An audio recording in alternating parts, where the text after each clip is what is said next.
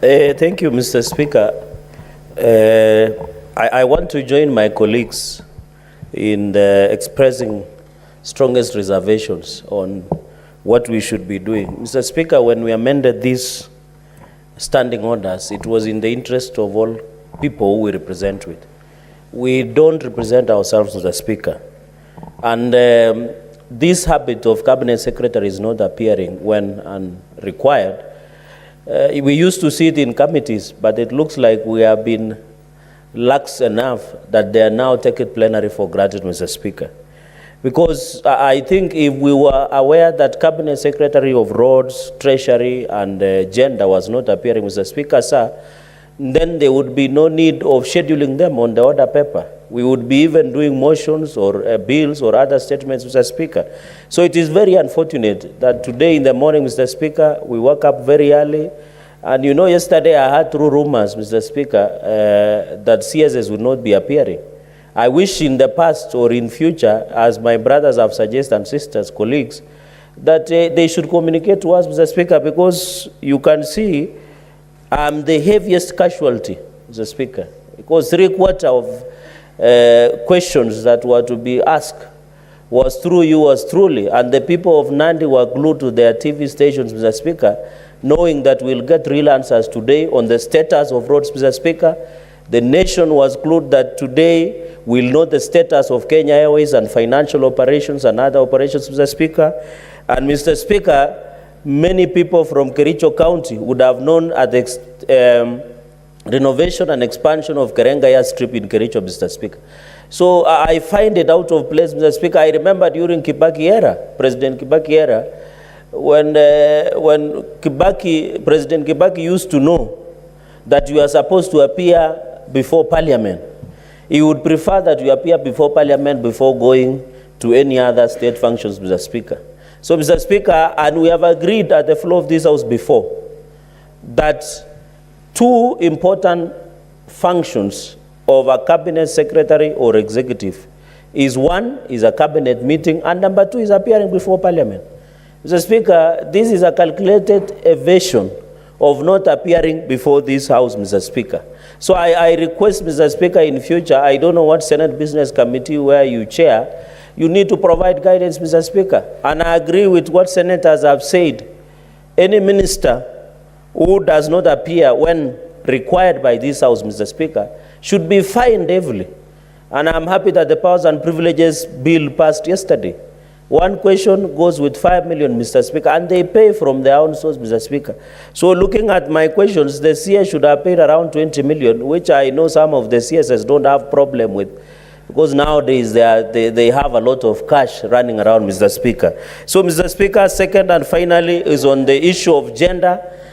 I find it expressed reservations. And Mr. Speaker, I want to agree with, although he has left, my colleague, is it deputy or minority leader, said, Mr. Speaker, that these CSS are busy answering us in matangas, in baby showers, in bridal showers, and birthday parties, Mr. Speaker, but they cannot come and answer. For me, I have always been answered in funerals, Mr. Speaker, which I find it out of place and obnoxious, Mr. Speaker. But when I give the CS of Roads a chance to come and answer these questions on behalf of the great people of Kenya and Nandi, they don't find it convenient. But if they hear this weekend there is a function, a social function of any nature, they will hire a chopper and fly and come and answer before the people, Mr. Speaker. So we should stop taking Kenyans for fools, Mr. Speaker. We cannot operate this way, Mr. Speaker. In fact, my advice to the CSS, they should reduce even going to social gatherings and use this premium platform, Mr. Speaker, where it is organized, you answer, you clarify, you table evidence. Instead of waiting for functions to happen during weekend, Mr. Speaker, or Arambes to come and give out money and bumboozle Kenyans, calaventing, perambulating, which does not help in any way, Mr. Speaker. Mr. Speaker, on the CS of gender, I am one believer that CS Aisha Jumwa is doing extremely well, but today I'm disappointed, Mr. Speaker, because when you were debating NADCO and you are the one who guided us, and I saw some people were trying to blame you yesterday, they don't know how wise you are. I beg to forgive them on your behalf, because they are trying to blame you on the issue of NADCO, Mr. Speaker. When the NADCO report was being presented, we were told there was a tactical, calculated move by the gender ministry that they were doing somewhere mysteriously to address the issue of a third gender rule.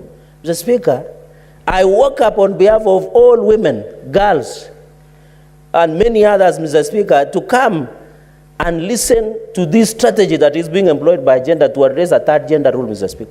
And you can see the number of women senators in the Senate today is quite high, Mr. Speaker, because we really wanted to find out how do we resolve this thing that has been elusive since 1994 on achieving the third gender rule. But I want to assure the women leaders, women senators, and women of this country, there is hope, because the president himself believes in a third gender rule, Mr. Speaker. So even if the Speaker, and I want to agree with my colleagues, let the CS appear in the next 30 minutes, we can suspend the House, ensure wherever she is, because I am aware, Mr. Speaker, there is no cabinet meeting today. So I am assured that there is no any other urgent thing that they can, Mr. Speaker. So why don't you suspend the House, order the CS to appear within 30 minutes, and also to come with a fine, Mr. Speaker, to ensure the senators are comfortable, so that when they are answering questions, Mr. Speaker, please, going into the future, let SBC guide us or become innovative. We are not guiding the ABC, you are the one guiding. Let us become innovative, Mr. Speaker. And I want to advise colleagues, let us, the issues of the plenary and the Senate remains here. When you want to make your comments in the press conferences and funerals and other things, please reserve it there. But don't discuss the conduct and functionality of the Speaker of the Senate. Other lower house will defend their own Speaker. Us will defend ours. So if you have a problem, please discuss it with your wife in your bedroom at night, but don't bring it out in the public. Mr. Speaker, I express strong reservations against non-appearances of CSS. I thank you.